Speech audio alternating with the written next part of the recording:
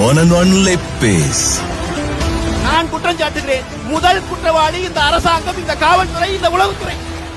சும்மா மறுபடி செத்து பணமா விழுந்த பிறகு இன்னும் என்னென்ன நெரட்டிவ் செட் பண்ணிட்டு இருக்கீங்க.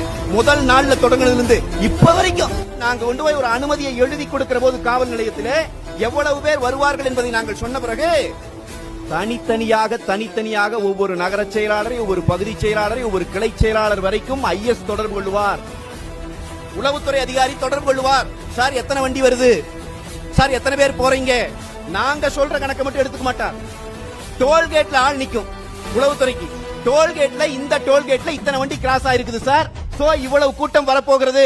இதை கொடுக்கிற வேலைதான் உளவுத்துறையின் வேலை. உளவுத்துறை இந்த ரிப்போர்ட் கொடுத்து காவல்துறை பாதுகாப்பு கொடுக்க வேண்டும் என்பதற்காகத்தான் அனுமதியே கேட்கப்படுகிறது. அதுதான் பேசிக். ஏன் நாம் அதை யாருமே பேச மாட்டேங்கிறோம்.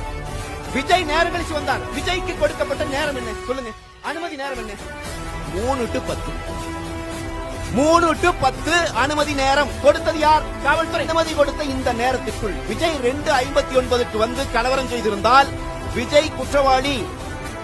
10:01 வந்து கலவரம் செய்திருந்தால் குற்றவாளி.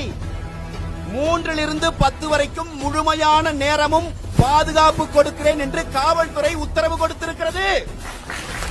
அப்புறம் தாமதமாக வந்தார்னா அப்ப முதல் நாளே என்ன நரேட்டிவ் செட் பண்றீங்க?